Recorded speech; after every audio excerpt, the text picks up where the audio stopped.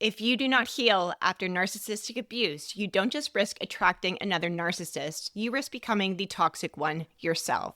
You are handing new people the bill for damage they didn't cause, and I want you to think about that for a second. The man that's in front of you is not your ex, but he's paying for his crimes every time you accuse, test, assume betrayal is there when it isn't. You'll make the innocent guilty because your nervous system never got the memo that the war is over. You're recreating this cage even when the door is wide open. You think that you're free, but you're still living like a prisoner. You slam the door on good love before it has a chance to knock. You mistake consistency for boredom. You run from peace because it feels like danger. And without even realizing it, you've rebuilt the exact same prison you fought so hard to escape. This time, it's with your own hands. Until you face your triggers and heal the trauma in your body, you will continue to sabotage yourself into living the same story on repeat. Different face, different name, same cage. I'm Meaghan Webster, an abuse recovery coach, a trauma-informed strategist, and the woman a narcissist hopes to never meet twice. This is the Narcissist's Worst Nightmare podcast, and today we are going all in on dating after narcissistic abuse. Not the fluffy version, not the take your time sis version. The holy fuck truth. If you do not do the healing, you will sabotage yourself, destroy good love, and keep repeating patterns that bury you deeper in your own pain. And I want you to listen closely because in this episode, it's going to be your doorway into the Black Cat Academy, the space where women go to transmute their shadows, weaponize their discernment, and finally call in sacred, untouchable love. So what happens when you don't heal? Here's what it's going to look like if you jump into dating without healing. You're going to accuse men of cheating when they're simply at work because your nervous system was trained to expect betrayal. You test people constantly, picking fights, creating drama, not because you're crazy, but because you're desperate for proof that they won't abandon you like the narcissist did. You sabotage healthy relationships because calm feels wrong, and your body has been addicted to chaos for so long that peace feels like danger. That's the sick twist. If you don't face this, you become a mirror of the very person you escaped. You become controlling, distrustful, manipulative, not because you're evil, but because you've never healed the survival patterns that the narcissist carved in you.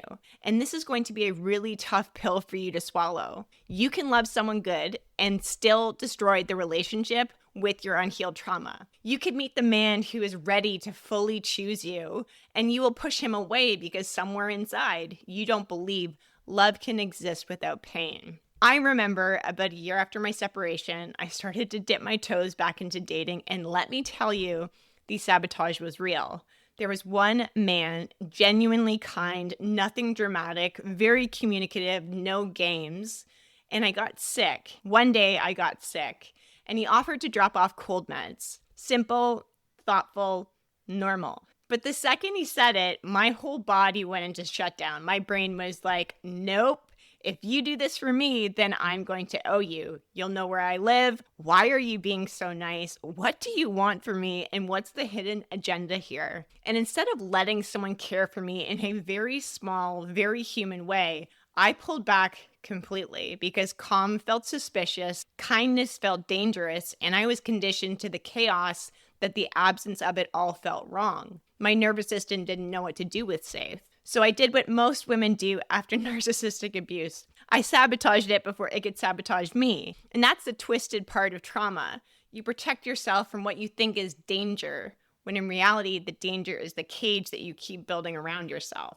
This is why I built the Black Cat Academy, because you don't need to date better. You need to unhook your nervous system from chaos and rebuild what love means in your body. This is where you will learn how to turn survival patterns into discernment, power, and magnetic self-trust. So why do you self-sabotage, and what do your attachment styles have to do with it? Self-sabotage after abuse is not weakness, it's wiring. It's not random either. It's very coded into and throughout your attachment style. And until you face that, you're going to keep pulling the same triggers and wonder why every relationship feels like deja vu. If you grew up with inconsistency, you will chase men who breadcrumb you because it feels like home. If you grew up silenced, you will find yourself with men who don't listen because it matches your wound. If you grew up begging for attention, you will fall for men who give it in bursts and then vanish. Your attachment style isn't broken, it's a survival strategy. But the survival will wreck the intimacy. and will never allow you to relax into love. I want you to think of your attachment style not as a label, but as a map. It shows you where the landmines are. If you're avoidant, you will run from closeness the second it feels real. If you're anxious, you will cling so tight that you'll suffocate the good love. If you're disorganized, you live in the exhausting push-pull cycle, craving intimacy, while being terrified of it at the same time. And until you own that, you're going to keep thinking that you're cursed, that you're just bad at dating, that all men are X, Y, and Z. It's not the truth. You are conditioned, and your conditioning can be rewired if you're willing to do the work. Society and social media have it so backwards when it comes to triggers and patterns. They will tell you just avoid the red flags. Know your attachment style and you'll be all fixed. That is bullshit. This is not a BuzzFeed quiz. This is your nervous system. If you don't heal it, your body is going to keep dragging you around through the same pain dressed up with a different face. Knowing your dominant attachment style isn't just self-awareness. It's the keys to the prison that you've been sitting in. Every trigger, every panic spiral, every test you run on somebody new, that is a locked door. And awareness hands you the keys to that. Without it, you are quite literally fumbling around in the dark, repeating the same patterns and calling it bad luck. But with it, you can see the doors for what they actually are. Triggers, not truths. I've decided to run a free training on September 23rd called Triggers to Sacred Love, Break the Patterns of Narcissistic Abuse Left Behind. If you feel like you've been stuck in the same pain in different bodies, this is where you're going to learn how to use your triggers as the roadmap to break free and call in love that does not destroy you or ask you to abandon yourself. The link will be in the description below to sign up. So this is why I share awareness is the first holy fuck step to healing. You cannot fix what you won't face. You can't rewire what you won't name. And the second you realize this is not love, this is my attachment wound trying to run the show, you're going to stop self-sabotaging and start rewiring your nervous system to hold actual love. Inside of the Black Cat Academy, we don't just talk about attachment styles like they're labels, we weaponize them as a roadmap, and you're going to learn exactly how your anxious, avoidant, or disorganized patterns have been running the show, and more importantly, how to rewire them so you can stop sabotaging your love life. This is where triggers stop being prisons and start being keys, where you learn to spot the exact moment your nervous system is about to spiral. And instead of blowing up a good relationship or running back to chaos, you get to shift your pattern in real time. The Black Cat Academy is when you stop attracting projects and potential and start holding out for sacred love, where you go from repeating the same cycle on autopilot to actually breaking it for good. And you don't attract sacred love without boundaries, period, full stop. Most survivors swing from one extreme to another, either no boundaries at all or walls so high that nobody can actually get through them. Both of them will keep you stuck. Boundaries are not meant to be walls. They are invitations. They say, this is the level that I allow people to meet me at, and if you cannot step up, you cannot get in. When you heal, your boundaries are either non-existent or so rigid that you cut off every single possibility. But when you heal, your boundaries become sacred. They aren't about controlling others, it's about honoring yourself. Without boundaries, you're going to confuse passion for possession, consistency for boredom, silence for safety, and every time you'll set yourself up to repeat the past. The woman who becomes the narcissist's worst nightmare isn't the one who hides. It's the one who shows up with her boundaries so embodied that they do not need an explanation. Her presence says, I will not be diminished. I am a very difficult person to date for unhealed men.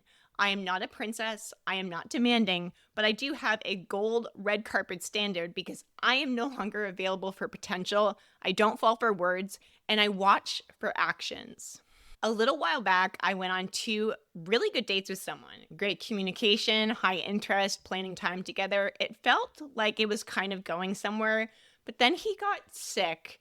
He had even gone as far as to send me photos of himself in the bathtub with a beer beside him. And my thought process was like, sick? ? We had plans for Thursday. Wednesday, I had asked how he was feeling, and he said something like more or less the same. Thursday comes, silence, no call, no message. The empath in me wanted to believe that maybe he was really sick. But the woman I become clocked the shift. All of the actions had fallen off. Friday morning, I was scrolling on TikTok, and there he was, out at the market the night before. I still hadn't heard from him. Hours later, I got a text, so how about that dinner tonight? And my answer was, no thanks. No explanation, no justification, just a boundary. When he pressed, I explained, hey, I held space for our day yesterday, and I was left without communication. If you were sick, I totally would have understood, but you were out at the market, which tells me that seeing me isn't a priority and I'm no longer interested. He had popped off with excuses, he begged, he tried to spin it, and I just didn't respond. Because here's the thing, boundaries don't require debate. A boundary is you teaching people how to treat you, and when they fail that test, you don't bend, you don't chase, you just walk. That is the difference between a woman who stays trauma bonded and the woman who becomes a narcissist's worst nightmare. And this is the work that we do inside of the Black Cat Academy. You're not just going to learn boundaries, you're going to embody them. You're going to practice saying no with steel in your voice. You will learn to hold your standards so fiercely that the right people don't even try to step into your space. Before you can even talk about wanting sacred love, I need to get one thing very clear. Choosing yourself, validating yourself, and creating your own self-safety is step one, period. If you do not choose you first, you will be begging to be chosen by people who do not deserve you. If you don't validate yourself first, every text left unread is going to feel like rejection instead of just life. If you don't create safety in your own body, you're going to keep searching for it in men who only know how to destabilize you. This is not optional. This is a foundation you must learn, because if you do not own your power, your truth, and your safety, no amount of sacred love is going to stick. You will sabotage it, drain it, and push it away. Sacred love does not heal you. You heal you, and the sacred love has room to arrive. It doesn't show up because you've been begging for it or waiting for it. It shows up when you've done the work to hold it. And this starts with you. You have to be the one that validates yourself first, so you're no longer chasing scraps of approval like they're a meal. You have to create safety in your own body so you do not confuse adrenaline spikes with intimacy. You have to stand in radical self-respect so you stop explaining why you're so worthy and you just embody it. And you have to love yourself enough that you don't shrink at all to be tolerated.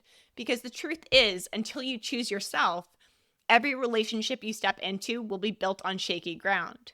You'll be waiting for someone else to fill the cracks instead of pouring the foundation yourself. When you choose you, everything shifts. You stop chasing validation and you embody it. You stop explaining your worth and start radiating it. You stop attracting projects to fix and start attracting partners who rise. Sacred love is not found scrolling on an app. It's magnetized by the frequency that you live in. When you integrate your shadows, heal your nervous system, and build unshakable standards, you will literally stop attracting anything that doesn't align. But if you haven't done the healing, you will not recognize safe love when it shows up. You will sabotage it, test it, and run from it because it does not match your familiar chaos. Healing is the doorway that lets you hold what you say you want. It is not a prize that somebody hands you. It is a mirror, a reflection of the love you've already chosen to give it yourself. And this is why the Black Cat Academy was created. It's where women stop begging for crumbs and start embodying devotion, where you transmute your empathy into discernment, where you stop being the empath who gets drained and start being the dark empath who is magnetic, untouchable, and irresistible. If this episode hit you hard, good. That means it is something that you needed to hear today, so you stop bleeding on people who didn't cut you, so you can stop repeating the cycle and stop mistaking chaos for love.